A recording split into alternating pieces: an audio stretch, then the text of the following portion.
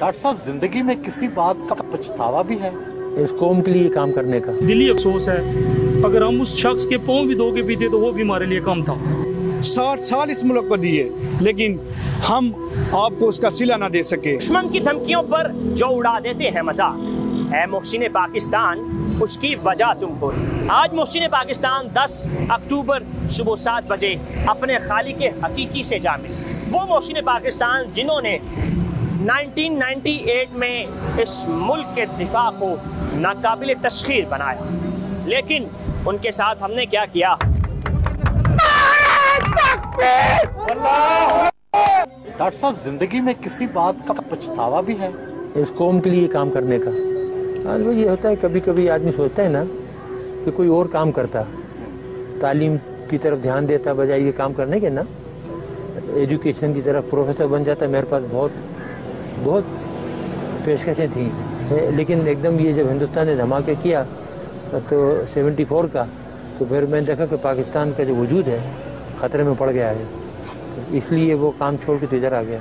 आज सुबह डॉक्टर साहब की रहलत का सुनते ही पूरे पाकिस्तान की फिजा सोगवार हो गई, बिलखसूस वो सियासतदान, वो ब्यूरोक्रेट जिन्होंने डॉक्टर साहब की ज़िंदगी में उनका हाल तक ना पूछा। आज हुकूमत वक़्त जो है डॉक्टर साहब को सरकारी एजाज़ के साथ दफनाने तो जा रही है, लेकिन इनसे पूछा जाए कि क्या ये सरकारी एजाज़ जो है उनकी ज़िंदगी में उनको दिया गया था, इसका जवाब नफ़ी में मिलेगा। हमारी अवाम उनके बारे में क्या कहती है? डॉक्टर साहब के बारे में अवाम की ज़ुबानी आपको सुनाते हैं। डॉक्टर साहब ने जिस तरह इस कौम को डिलीवर किया है ना, जिस तरह डॉक्टर साहब ने डिलीवर किया इस कौम को, ये कौम उनको वैसे रिटर्न नहीं कर सकी।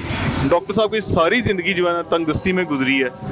आप उनका लास्ट इंटरव्यू देख लें जो सुहेल वड़ाइच साहब के साथ उन्होंने कंडक्ट अपना किया हुआ है, जिसमें उन्होंने बताया है कि मेरी जो लाइफ है वो बड़ी टफ गुजर रही है। तो मैं समझता हूँ कि एक कौमी हीरो के साथ ना इस कौम ने अच्छा नहीं किया।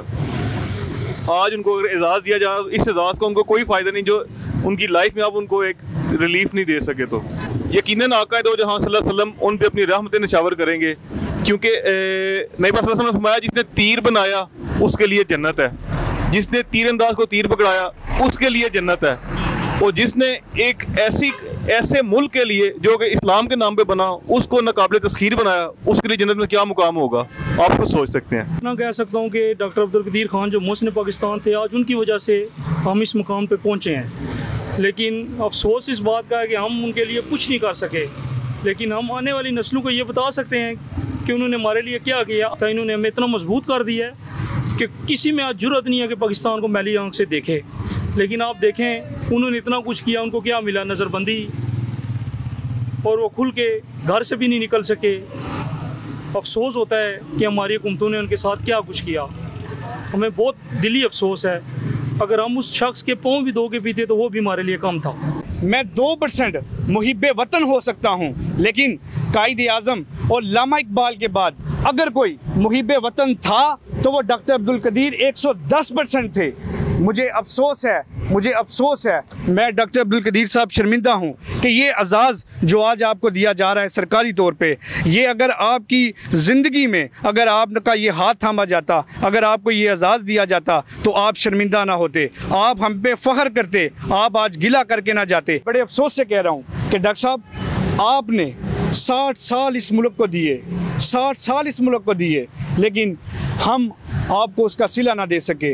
लेकिन डॉक्टर साहब, मैं आज आपसे वादा करता हूँ, मैं अपनी आने वाली नस्लों को ये बता के जाऊँगा कि डॉक्टर साहब का पाकिस्तान की कौम के ऊपर, इस आवाम के ऊपर कितना बड़ा एहसान है। आज मैं देख रहा था कि फैसल मस्जिद के अहाता में जैसे हज़ारों लोगों ने अपनी चाहत और मोहब्बत को निछावर करते हुए, बारिश का जो शदीद मौसम बना हुआ था उसके दौरान वहाँ पर आके मोहसिन पाकिस्तान डॉक्टर अब्दुल कदीर खान से अपनी मोहब्बत, अपने लगाव का जो सबूत दिया वो नाकाबिल तस्खीर है। मैं समझता हूँ कि हुक्मरानों, सियासतदानों और रियासतों के अपने मसाइल हो सकते हैं, लेकिन पाकिस्तान के हर शहरी और इस कौम के हर दिल के अंदर डॉक्टर अब्दुल कदीर खान ज़िंदा व जावेद है और हमेशा ज़िंदा रहेगा।